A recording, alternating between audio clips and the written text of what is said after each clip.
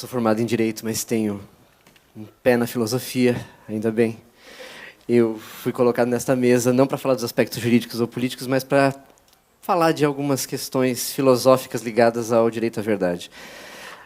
Eu vou realmente vestir a carapuça. Eu acho que a gente está tendo uma oportunidade tão rica de ver uma questão tão atual discutida sobre diferentes e importantes aspectos que eu acho que vale a pena incluir o aspecto da filosofia, sim. Né? Professor Eros, professor Márcio, professor Jorge Brown trouxeram isso. Eu vou seguir esse caminho.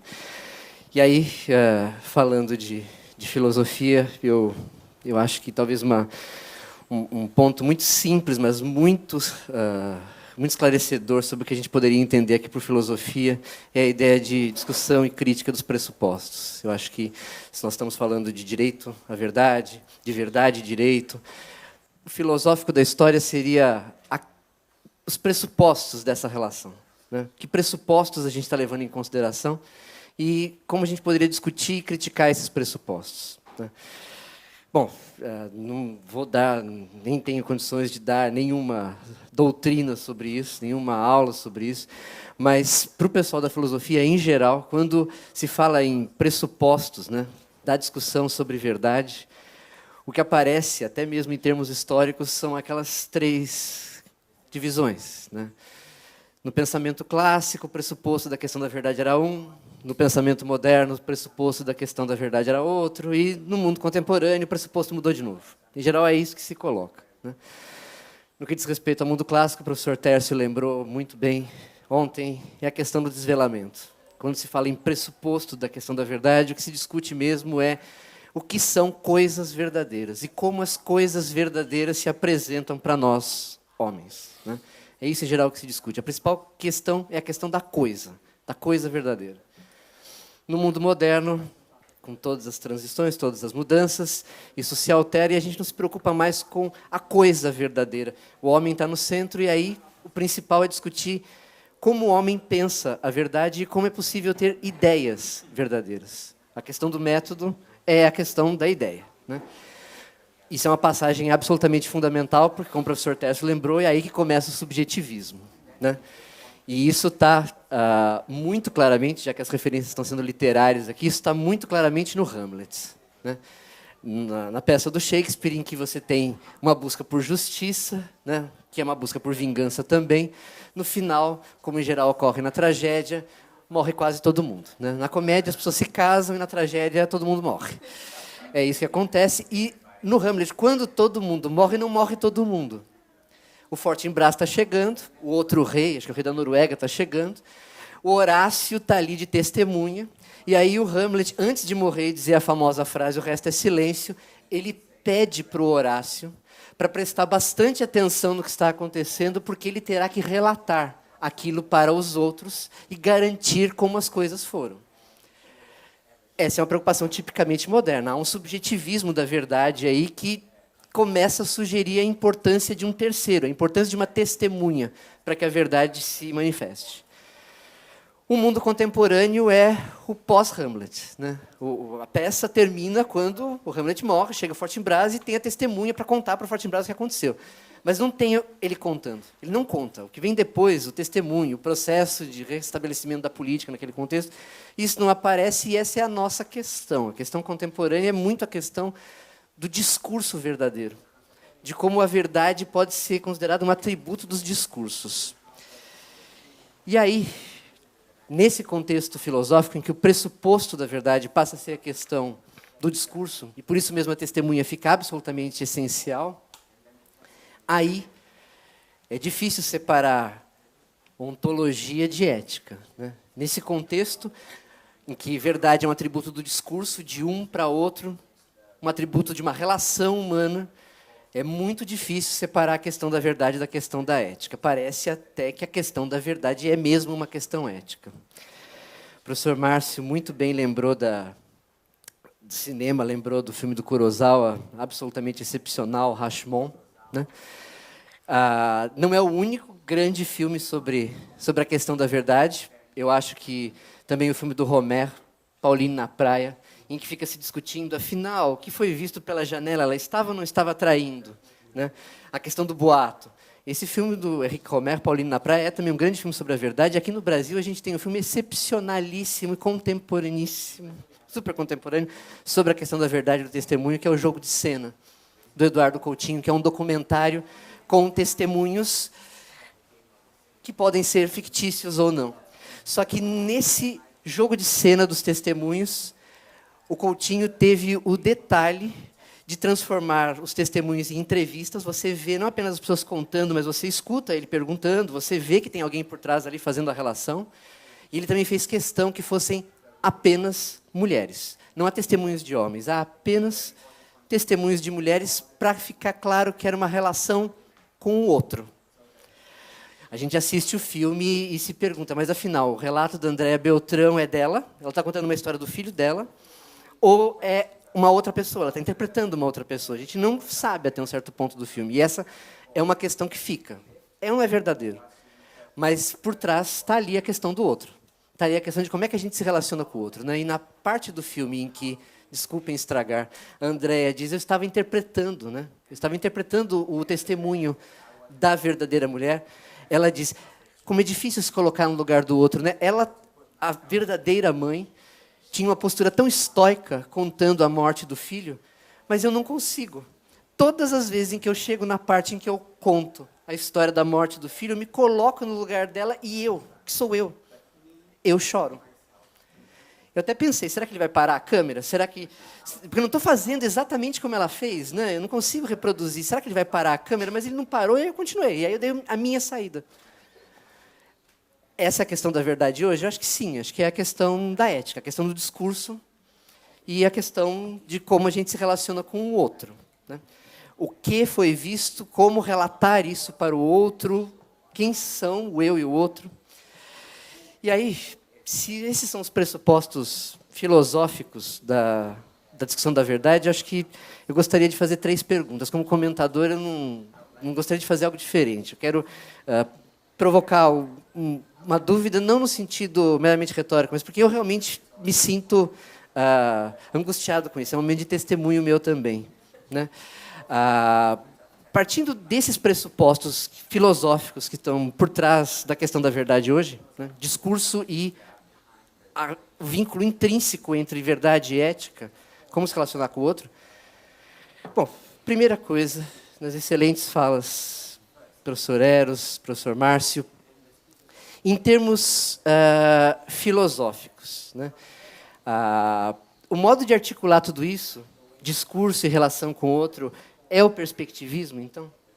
Em termos filosóficos, é por aí que a questão da verdade vai. Nós vamos acabar no Nietzsche mesmo. Esse é o ponto de vista.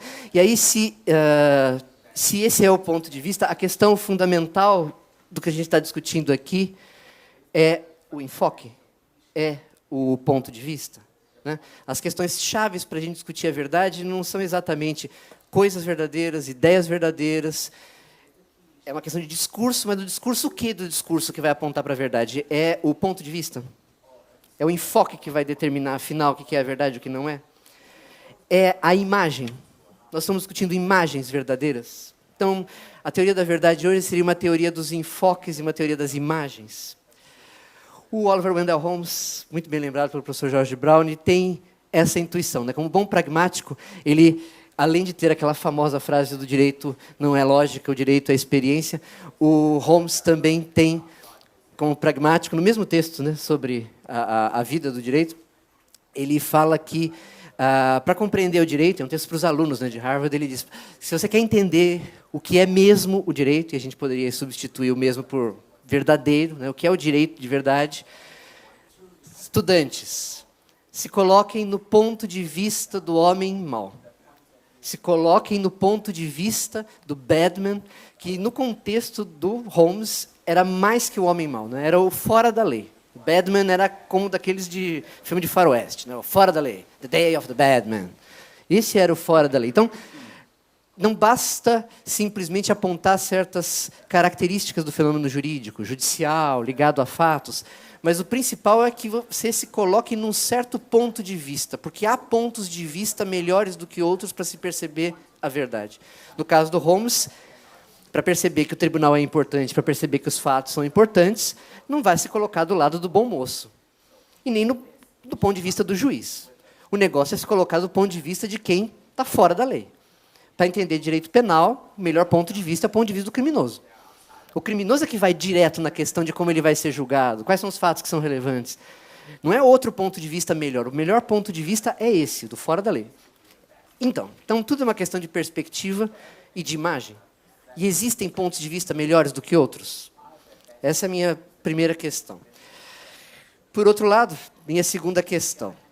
Imaginando que a resposta não seja Nietzsche, para alívio de alguns aqui presentes. Não, Nietzsche não, não. Nem pragmatismo, não. Alguns vão dizer sim.